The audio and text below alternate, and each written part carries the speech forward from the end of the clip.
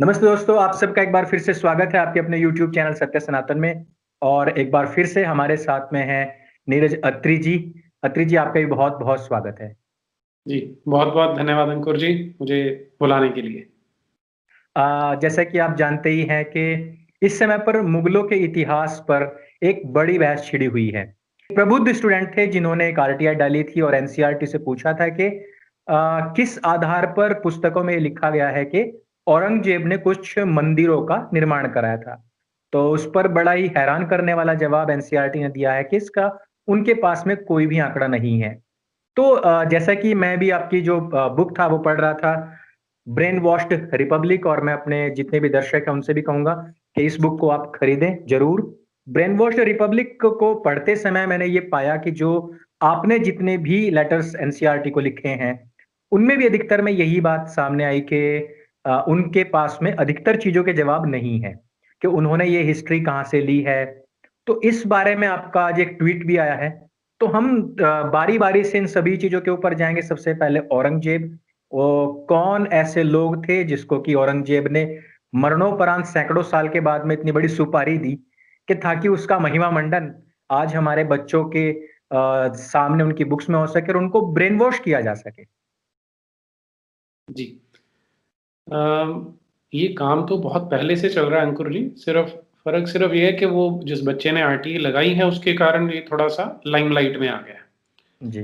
तो ये केवल औरंगज़ेब के साथ नहीं है, जो हमारा आप पूरे का पूरा जब इतिहास देखेंगे ना, उसे ब्रॉडली 3 कैटेगरीज़ में बाँटते हैं, जो परंपरागत रूप चला आ रहा है, कि जी। एक जिसे हम एंशिएंट हिस्ट्री कहते हैं, दूसरा जिसे मिडीवल हिस्ट्री कहते हैं यानी मध्ययुगीन इतिहास कहते हैं, तीसरा जिसे मॉडर्न या आधुनिक कह देते हैं। तो तीनों पार्ट्स के जो स्ट्रैटेजी अपनाई है एनसीईआरटी ने, वो तीनों के लिए बिल्कुल अलग-अलग है। तो क्योंकि आप अभी औरंगज़ेब के बारे में बात कर रहे हैं, तो मैं मध्ययुगीन उसमें ही रेफ़रेंस लेता हूँ। ये जी। केवल औरंगज़ेब का नहीं है, जितने भी ये विदेशी आक्रांता थे, वो आप मोहम्मद बिन कासिम से शुरू करके टीपू सुल्तान तक चले जाइए और उधर वास्को ड गामा से लेके ईस्ट इंडिया कंपनी जितनी 4 ईस्ट इंडिया कंपनीज़ आई थी, उन सबको मिला लीजिए। तो यहाँ पर मध्ययुगीन इतिहास में जो इनका टेक्नीक है, जो इनकी स्ट्रैटेजी है, वो है कि उनके जितने अत्याचार हैं, उनके बारे में चुप हो जाओ और जहाँ चुप नहीं हो सकते, वहाँ पर लोगों को गुमराह करने की कोशिश करो। हुँ। ये ना एक सेल्समैन की टेक्नीक होती है, उसमें कहा जाता है कि if you can not convince them then confuse them. हुँ। कि अगर आपका प्रोडक्ट अच्छा नहीं है, सामने वाला किसी और चीज़ पे अड़ा हुआ है, तो आप उसको कन्फ्यूज़ कर दीजिए। जी। तो ये औरंगज़ेब के मामले में केवल औरंगज़ेब नहीं, मुगलों के मामले में इन्होंने कन्फ्यूज़न क्रिएट करने की कोशिश की है और जो आप स्पेसिफ़िकली बता रहे हैं कि औरंगज़ेब ने मंदिरों का निर्माण करवाया, बल्कि उसमें जो शब्द लिखा है, वो प्रोटेक्टेड लिखा है। प्रोटेक्ट। तो जब प्रोटेक्टेड की बात आती है, तो सबसे पहला क्वेश्चन तो ये होना चाहिए कि भई, वो प्रोटेक्शन किससे कर रहे थे? जी, कि जो बिल्कुल। वहाँ के सनातन धर्मी हैं, वो तो तोड़ने वाले नहीं थे, तो हुँ। किससे प्रोटेक्शन कर रहे हैं? तो वहीं पे इनकी गेम एक्सपोज़ होनी शुरू हो जाती है। बिल्कुल। लेकिन दूसरी चीज़ क्या है कि अ, हम जब इतिहास देखना शुरू करते हैं, मेरा सारे दर्शकों से भी ये निवेदन है कि एनसीईआरटी पे कभी भरोसा मत करें और हमेशा प्राइमरी सोर्सेज़ पे जाएँ, कि प्राइमरी सोर्स जो बिल्कुल प्रामाणिक उनके स्रोत हैं, वो क्या कहते हैं। जी। तो औरंगज़ेब के विषय में अगर आपको जानना है, तो उसके समय में जो आज हम शब्द अखबार यूज़ करते हैं न्यूज़पेपर के लिए, खबर के लिए, वो उस जी। समय से चला आ रहा है, बल्कि उसके दादा ने अकबर ने ये सिस्टम शुरू किया था। उन्होंने एक सिस्टम बनाया कि जितने सूबे हैं, वहाँ पर उन्होंने कुछ लोगों को नियुक्त किया जिन्हें वाक़या-नवीस कहा जाता था, अच्छा। कि जो भी इम्पोर्टेंट घटना घटेगी, जो वाक़या होगा, वो उसको लिख लेंगे हुँ। और हर हफ्ते बाद या हर 15 दिन बाद बाँस की या बैम्बू की एक नली होती थी, उसके अंदर वो वाक़ई कागज़ लिख के, उसके अंदर डाल के वाक़या-नवीस भेजता था और हर हफ्ते बाद या 15 दिन बाद ये सारे सभी सूबों से दिल्ली में राजधानी में इकट्ठे किए जाते थे। जी। तो औरंगज़ेब के समय के जो अखबारात हैं, वो मूल तो उनका दूसरी भाषाओं में है, पर्शियन में है स्पेशली, तो उनका ट्रांसलेशन हमें अंग्रेज़ी में मिल जाता है। हुँ। तो उनमें से जब हम देखते हैं, तो औरंगज़ेब ने जब वो गद्दी पर नहीं बैठा था, जब केवल उसे कहीं पे वाइसरॉय बना के भेजा था शाहजहां ने, तभी से उसने गुजरात के मंदिर तोड़ने, सबसे पहले उसने गुजरात के मंदिर तोड़ने शुरू किए थे। हम्म, और गद्दी पर बैठने के बाद जो उसके अखबारात हैं वही हमें बताते हैं कि उसने किस तरह एक एक करके मंदिरों को तोड़ना शुरू किया। और 1669 में तो उसने वो जो अपना फरमान जारी कर दिया था कि सारे राज्य में जितने मंदिर हैं उन सबको तोड़ डाला जाए। जी। और किसी भी अखबार में कहीं पे किसी को ग्रांट दिए जाने का एक रेफरेंस मुझे तो नहीं मिला, मैंने पढ़ने की कोशिश की है। हम्म, तो एनसीईआरटी के पास अगर कोई ऐसी अखबार है तो वो तो वही बता पाएंगे। जी। तो यानी कि फिर ये कौन इतिहासकार है, मैं वही पूछना चाहूंगा कि ऐसे कौन से इतिहासकार हैं जिनको सैकड़ों साल मरणोपरांत भी सुपारी देके और अपना इतना बखान लिखवाया जा रहा है और हमारे बच्चों को ब्रेन वॉश किया जा रहा है।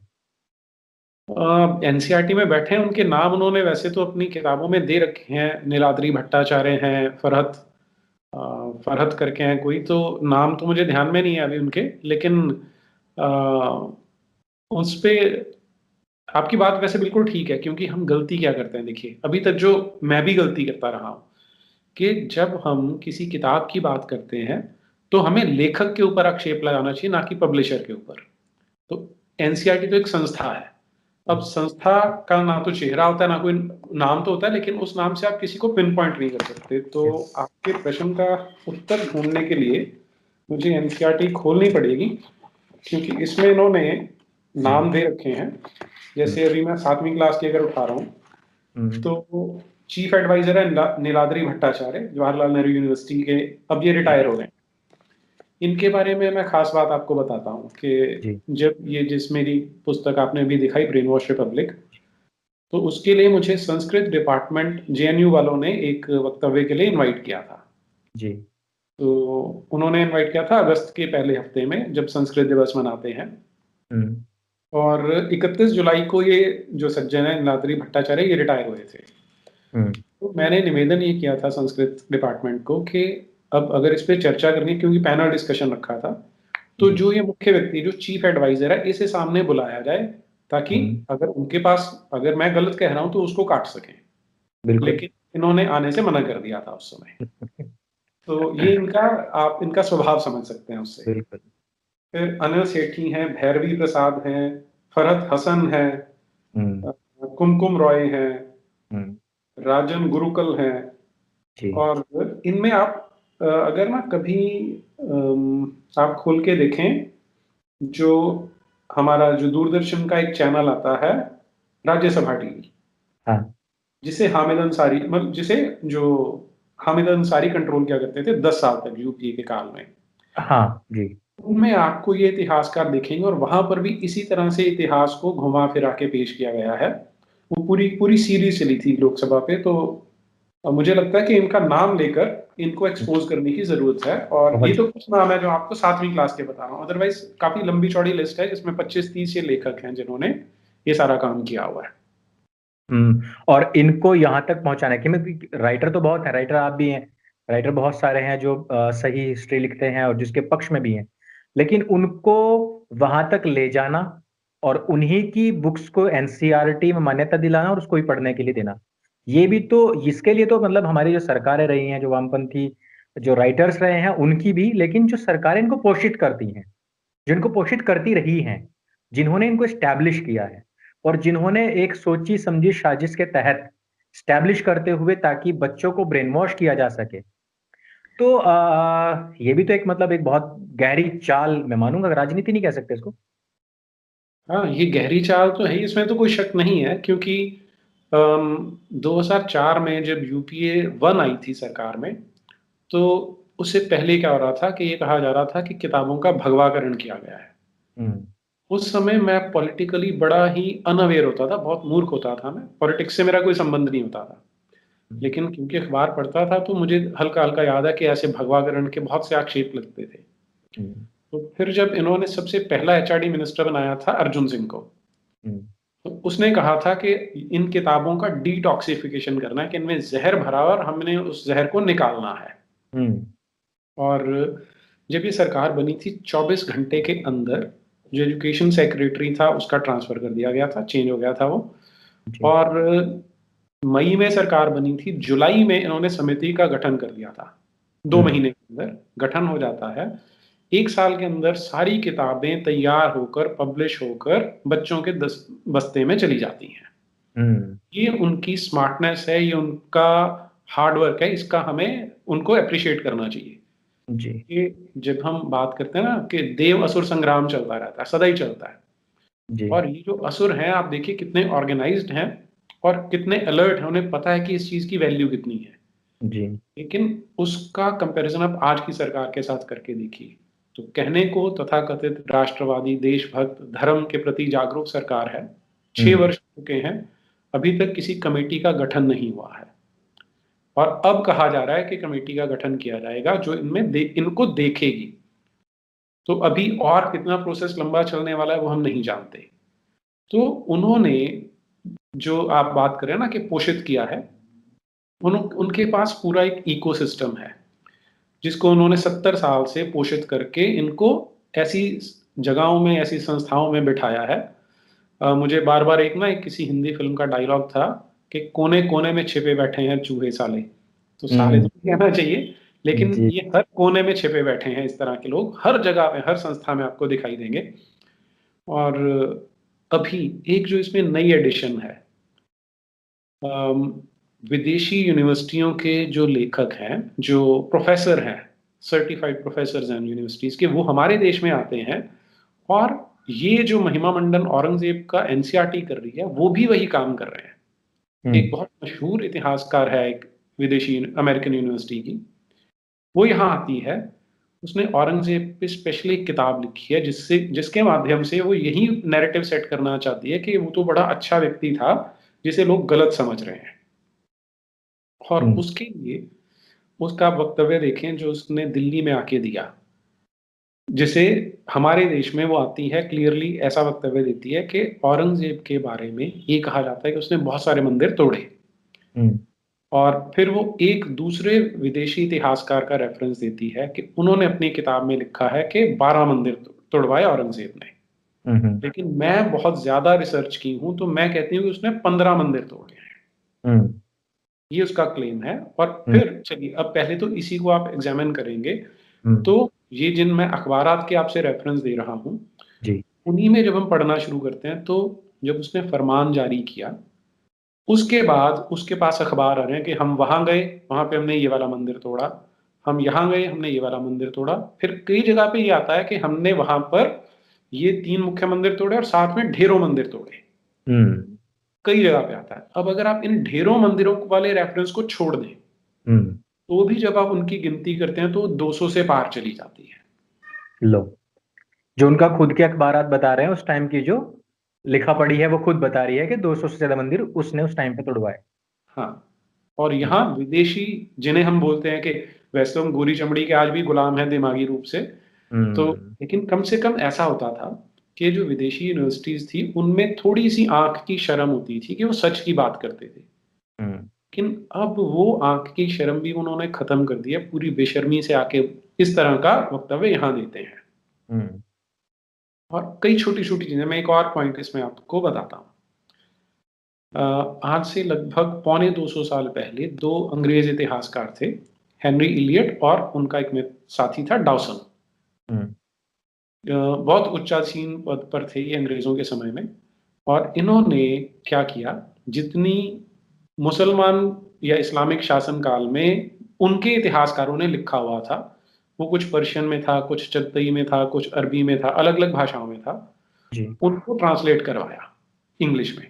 हुँ, केवल ट्रांसलेट करा के उसके 8 वॉल्यूम निकाले हैं, जिसे कहा जाता है history of India as told by its own historians.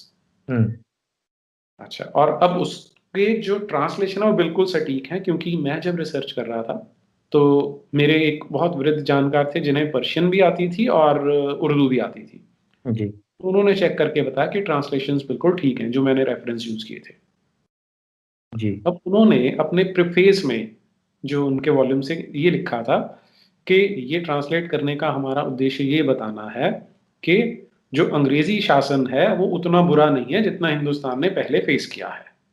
हुँ, अब इसमें वो अपनी ओर से हर राजा ऐसा, हर शासक ऐसा करने की कोशिश करता है, इसमें कोई दो राय नहीं है।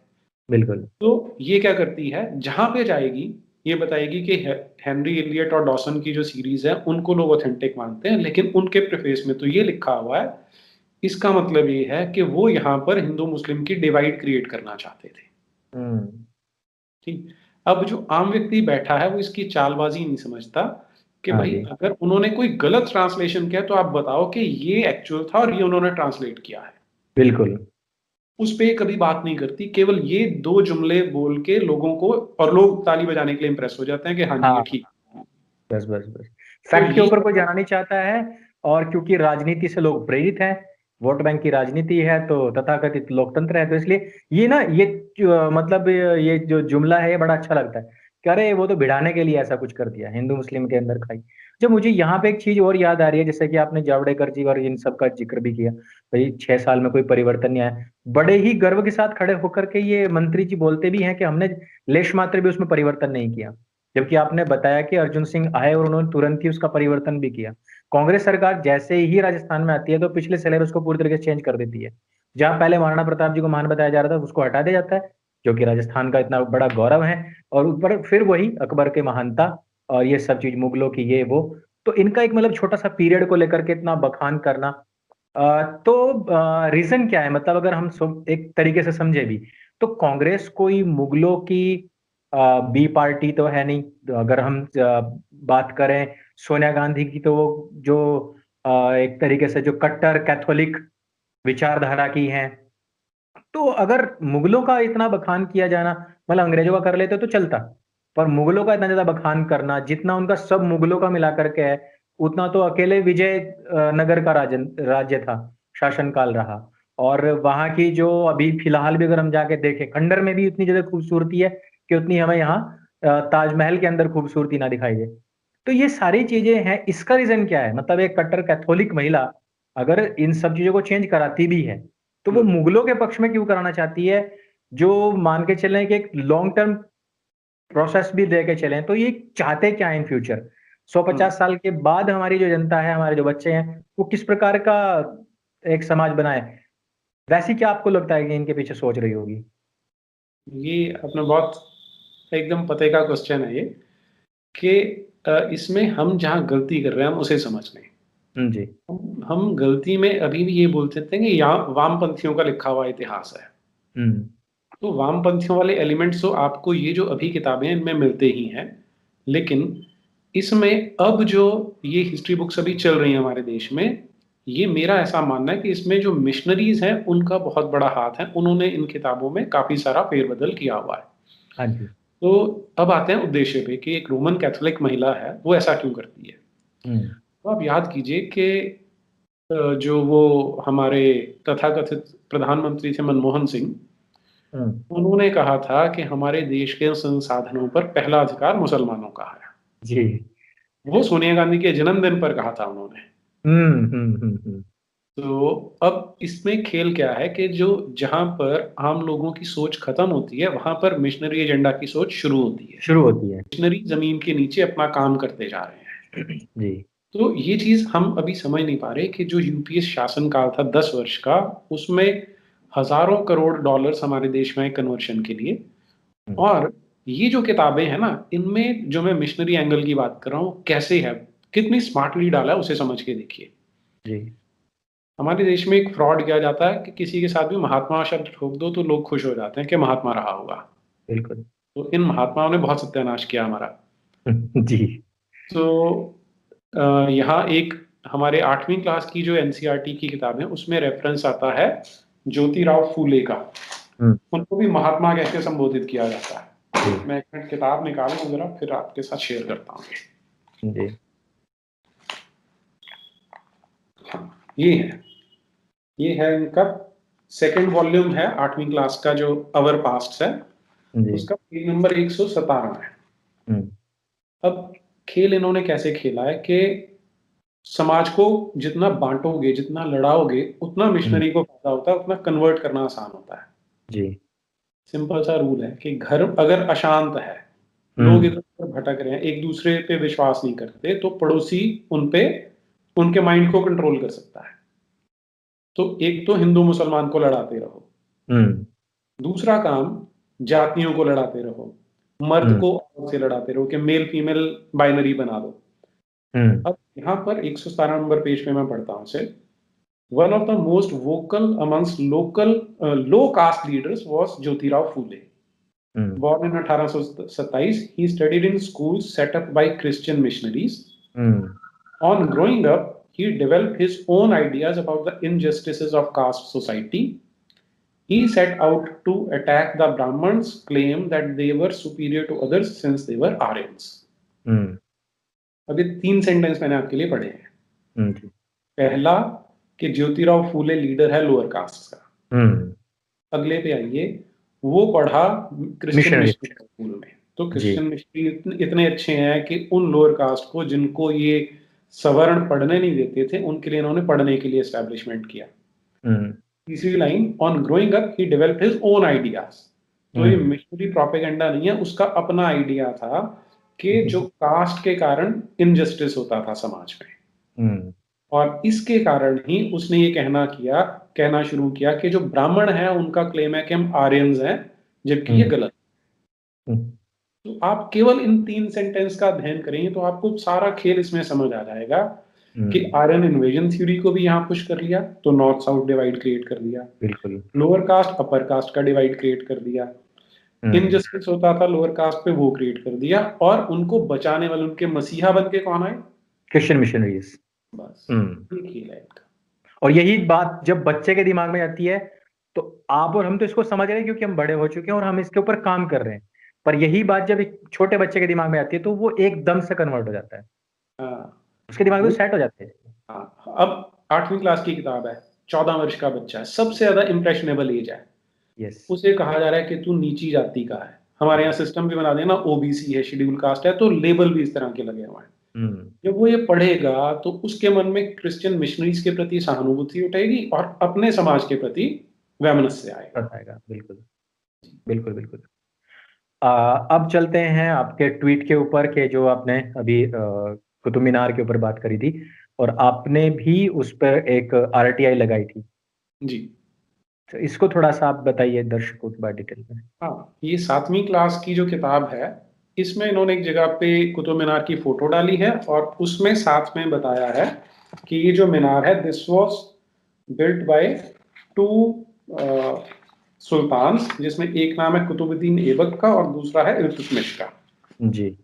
तो मैंने इनसे यही पूछा था आरटीआई के माध्यम से, मैंने कहा कि आप ये बताइए कि ये जो आप यहाँ पर ये चीज क्लेम कर रहे हैं, तो ये कौन से डॉक्यूमेंट के आधार पर है, कि कहाँ पर ये लिखा है वो हमें शेयर करें, और किसने कहा था कि इसको डालना है वो हमारे साथ शेयर करें। वो आप आरटीआई एप्लीकेशन देखेंगे उसमें आपको मिल जाएगा। ये रहा, ये पेज नंबर 36 है इसका।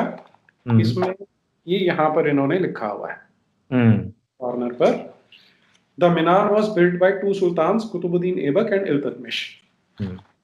अब इसमें मैं तो ओपन माइंड से डाला था कि अगर डॉक्यूमेंट होंगे तो हमें मिलेंगे। जितना मैंने मुस्लिम इतिहासकारों की लिखी किताबों को स्टडी किया है, उसमें मुझे इसके रेफरेंस इनडायरेक्ट तो मिले हैं, लेकिन आप इसे ऐसे समझ के देखिए।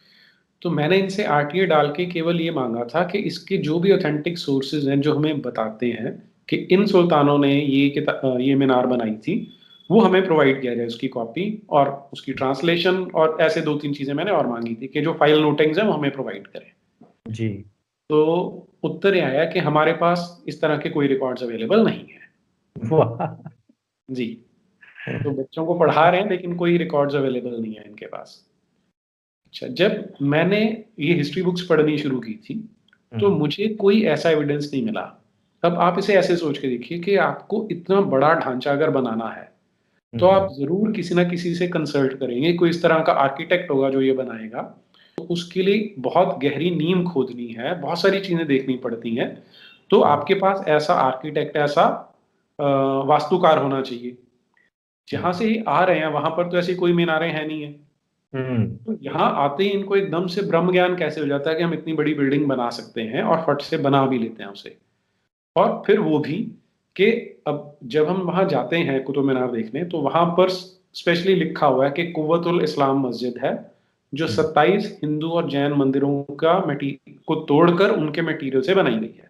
जी। अब अगर 27 हिंदू और जैन मंदिर थे तो उन्होंने क्या बीच में इतनी जगह खाली छोड़ रखी जानबूझ के कि आप आएंगे और यहाँ पे मीनार बनाएंगे? हम्म। तो कोई भी सेंस नहीं बनती इसकी। बिल्कुल। हो सकता है कि मैं कल इसमें गलत प्रूव हो जाऊं, लेकिन मुझे लगता नहीं ऐसा होने वाला है। जी। एक जो मुझे इनडायरेक्ट रेफरेंस मिलता है वो मिलता है इब्न बतूता का, हम्म। जो इस सो कॉल्ड मीनार के बनने के कोई 1 सेंचुरी बाद आता है। जी। वो भी ये बताता है कि मैंने सुना है कि उन्होंने बनाई थी। हम्म। ये आप ऑथेंटिक नहीं मान सकते। हम्म। तो ऑथेंटिक डॉक्यूमेंट आज तक मैंने नहीं देखा, लेकिन अब जो सर्कमस्टांशियल एविडेंस है वो क्या कहता है मैं आपके साथ शेयर करता हूँ। ये केवल जी। मेरी थ्योरी में, इसको फैक्ट नहीं कह रहा हूँ अभी। हम्म। आज कुतुब मीनार की 5 मंजिलें हैं, हम्म। लेकिन जब मैं छोटा था हम सुनते थे कि 7 मंजिलें होती थी, 2 गिर चुकी हैं। जी। 7 मंजिलें जो हैं वो 7 दिनों को डिनोट कर सकती हैं। बिल्कुल। फिर जो कुतुब मीनार के आसपास जो उन्हें फ्रेज बैंड्स बोलते हैं या फ्री बैंड्स बोलते हैं, वो हम्म। 24 हैं, जो जी। 24 घंटों को डिनोट करते हैं। हम्म। 27 मंदिर जो तोड़े गए हैं वो 27 नक्षत्रों को डिनोट कर सकते हैं। बिल्कुल। तो इन सारी चीजों से ऐसा लगता है कि वो कोई एस्ट्रोनॉमिकल ऑब्जर्वेटरी हो सकती है। यस। और वो है मेहरौली में। जी। मेहरावली वराह मिहिर जहां पे थे तो उससे हम्म। उसका नाम मेहरौली पड़ा है। जी। वराह मिहिर एस्ट्रोनॉमर थे अच्छे। हम्म। तो सर्कमस्टेंशियल एविडेंस ये बताता है कि इसमें कुछ ना कुछ दाल में काला है। हम्म। फिर 1984 में जब जो आर्कोलॉजिकल सर्वे ऑफ इंडिया है कुतुब मीनार में कुछ रिपेयर्स कर रहा था, हम्म। तो उन दिनों अरुण शौरी इंडियन एक्सप्रेस के या टाइम, मुझे अखबार ध्यान में नहीं है, मेरा ख्याल इंडियन एक्सप्रेस के एडिटर होते थे उन दिनों। हम्म। तो वहां पे पता चला कि जब ये कोई दीवार का हिस्सा रिपेयर की जा रही थी, तो वो जो ईंटें हैं वो गिरी तो उनके पीछे हिंदू देवी देवताओं की मूर्तियां थी। अच्छा। ये अखबार में छपा 1984 में। हम्म। तो उसके बाद कुछ हंगामा हुआ इसके बारे में, तो उसमें तो हम नहीं जाते, लेकिन ये चीजें आपको बताती हैं कि इस जिसे कुतुब मीनार को ये बताया जा रहा है कि इन आक्रांताओं ने बनाया था, तो उसमें कुछ ना कुछ गड़बड़ तो जरूर है। वो क्या है उसके लिए इंक्वायरी होनी चाहिए, ये मेरा हम्म। मानना। काफी सारे जो फोटोज हैं जिनमें कि देखा गया है कि उसमें हाथी बने हुए हैं या फिर उसमें कमल है, और जो हिंदू संस्कृति से जुड़े हुए जो चिन्ह हैं उसमें काफी जगह पे वैसे मिलते हैं, जिससे कि पता लगता है कि किसी प्रकार के मलबे को भी यहाँ पर जुटाया गया, जोड़ तोड़ करके वो जो पूरा ढांचा है और वो जो बनाए गए चबूतरे हैं उनमें कहीं ना कहीं इस तरीके की चीजें लगाई गई हैं। खासतौर पे जो चलने वाली जगह है जहाँ पर पैर रखा जाए वहां उन अधिकतर मूर्तियों का प्रयोग किया गया है ताकि लोग चल करके वहां तक आए। वो तो आपको पता ही है कि जो बुद्ध शिकन है तो वो अपमान करने के लिए उन मूर्तियों को क्या करते थे, वो रास्ते में लगाते थे जहां पे पैर रखा जाए।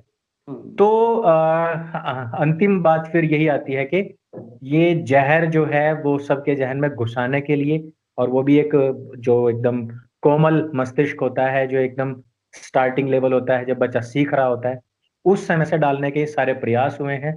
और ये बहुत ही शर्मनाक बात है कि कोई भी आकर के किसी प्रकार की कोई हिस्ट्री मैनिपुलेटेड या फिर कहें कि अपने मन से लिख दिया कि इसने ये बनवाया उसने वो बनवाया, और उसको आप मतलब सिलेबस में पढ़ा रहे हैं। ये बहुत शर्मनाक है भारतवर्ष के लिए, इतने बड़े देश के लिए, इतने बड़े लोकतंत्र के लिए, कि जहाँ पे सबसे ज्यादा युवा हैं, जहाँ सबसे ज्यादा बच्चे हैं जो स्कूल में जाते हैं। इतने बच्चे हमारे देश के अंदर है कि किसी किसी देश की पूरी आबादी भी नहीं होती है इतनी, और उन सब बच्चों को ब्रेन वॉश आप कर रहे हैं। और फिर बड़ी बेशर्मी के साथ में आप संसद में खड़े होकर कहते हैं कि हमने एक हर्फ तक हमने उसमें बदला नहीं है। तो मुझे ऐसा लगता है कि अगर ये इतनी उम्मीद के बाद अगर इस सरकार को लाया गया और वो 6 साल के अंदर भी हमारे महापुरुषों को वो न्याय ना दिला सकी, हमारे इतिहास को यदि वो न्याय ना दिला सके, तो ये बहुत शर्म की बात है। और मुझे लगता है कि जो हमारे बच्चे हैं और जो वो माता पिता जो बड़े गौरव के साथ में अपने बच्चों को ऐसे स्कूल में भेजते हैं, और वो माता पिता जो बहुत प्रेशर दे के अपने बच्चों को कि मार्क्स तुम्हें 99 प्लस लाने हैं, तो मुझे लगता है कि ये सभी लोगों के ऊपर मतलब एक तरीके से जो एक मैंने देखा है मुसलमान कहते हैं कि लानत है। हम्म। तो ये बड़ी लानत की बात है, मतलब कि हमारे सब कुछ जानते हुए इतना सब कुछ पहचानते हुए फिर भी लोगों, मतलब मैं ये नहीं कह रहा हूँ कि सभी लोग जानते हैं, लेकिन जो लोग जानते भी हैं वो लोग भी अपने बच्चों को बहुत प्रेशराइज करते हैं। जबकि राजीव भाई दीक्षित एक बार उनको मैंने एक स्पीच सुना था कि अगर आपके बच्चे के 40% मार्क्स आए हैं तो आपको खुश होना चाहिए कि आपके बच्चे का दिमाग खराब होना 60% बच गया है, 40% ही खराब हुआ है। जिसके बच्चे का 99% मार्क्स आए हैं, समझ लो पूरी तरीके से ब्रेन वॉश हो चुका है, क्योंकि वो जानते थे कि वो ये जितनी भी बुक्स हैं ये सारी के सारी जो है वो बहुत गलत तरीके से वामपंथी इतिहासकारों ने लिखी हैं, और इसको घुसाया गया कांग्रेस के द्वारा बहुत गलत तरीके से। तो इसके ऊपर बहुत ज्यादा विचार करने की जरूरत है। जिस तरीके से हम आज बात करते हैं कि दिल्ली एनसीआर में जो सब्जियां हैं वो कैंसरस हैं, और फ्यूचर में वो धीरे धीरे हम सबको कैंसर हो जाएगा जितने भी एनसीआर, दिल्ली एनसीआर में रहते हैं। तो वो एक अलग कैंसर है। कहते हैं कि यहाँ प्रदूषण बहुत ज्यादा है जो धीरे धीरे आपकी सांस के माध्यम से जाता है और वो आपको एक दिन बीमार कर देगा, खत्म कर देगा। लेकिन उससे भी बड़ा एक कैंसर है जो आप अगर हिमालय की गोद में भी जाके बैठ जाएंगे तो आपके दिमाग के अंदर एक ऐसा वायरस, एक ऐसा कैंसर है जो वहां पे भी जिंदा रहेगा। जब आप जैविक भोजन कर रहे होंगे, जब आप एकदम खुली हवा में सांस ले रहे होंगे, फर्स्ट हैंड ऑक्सीजन ले रहे होंगे, तब भी आपके दिमाग के अंदर एक कैंसर रहेगा। वो जो आपको बताएगा कि भारत कुछ नहीं था, वो जो बताएगा कि यहाँ पे कास्ट डिस्क्रिमिनेशंस बहुत थे, वो जो आपको ये नहीं बताएगा कि अच्छा, बड़ी कमाल की बात है, मैं इसके ऊपर एक अलग से शो करने की सोच रहा था कि विचार करने की बात है कि अंबेडकर साहब जो थे अपने माता पिता की 14वीं संतान थे, लेकिन गरीबी उनको ब्राह्मणों ने दी। 14वीं संतान थे तो मतलब क्या उनके पास में महल होने चाहिए थे क्या? और दूसरी बात क्या, उनके पिताजी जो थे वो अंग्रेजी हुकूमत में सूबेदार थे, तो वो अनपढ़ ही बन गए थे क्या? ब्राह्मणों ने उनको पढ़ने नहीं दिया और अंग्रेजी हुकूमत ने उनको उठाया और सूबेदार बना दिया। तो मतलब एक बहुत ही गजब का एक झूठ जो फैलाया गया कि ब्राह्मणों ने अत्याचार किया। अरे भाई, आप 20-20, 25-25 बच्चे पैदा करोगे तो राजा भी रंक बन जाएगा, और अगर आप पढ़ते नहीं हो तो सूबेदार तो छोड़ो, आपसे कोई झाड़ू भी नहीं लगवाएगा। तो ये बहुत सारी ऐसी बातें हैं जिनको हमें बहुत डिटेल में बैठ करके बातचीत करने की आवश्यकता है इन फ्यूचर। लेकिन आज आपने एनसीईआरटी की जो एक तरीके से मैं इसको दोगलापन नहीं कहूंगा कि आंख मूंद करके और सब बच्चों को बांसुरी बजाते हुए गड्ढे में डालने वाली जो कहानी हमने सुनी थी, सब बच्चों को ऐसी दलदल में फंसाया जा रहा है कि जहां उनका जीवन पूरी तरीके से नर्क होने वाला है। जो प्रोडक्टिविटी नहीं आती है बच्चों के अंदर, वो इसी वजह से नहीं आती है क्योंकि वो ढंग से पढ़ नहीं पाते, अपनी सच्ची हिस्ट्री पढ़ नहीं पाते। 24 साल तक आंखों पर पट्टी बांध करके हम विश्वास ऐसी चीजों पर कर रहे हैं जो कि कहीं जिंदगी में दुनिया में है ही नहीं, और फिर हम उन्हीं चीजों को थोपना चाहते हैं क्योंकि हम खोजते हैं अरे डिस्क्रिमिनेशन कहीं तो मिल जाए। तो फिर वो छोटी छोटी चीजें होती हैं, उनको देख करके कन्हैया कुमार और चंद्रशेखर रावण जैसे लोग पैदा हो जाते हैं, मेवाणी जैसे लोग आते हैं जो कि फिर वैमनस्य और ज्यादा फैलाते हैं।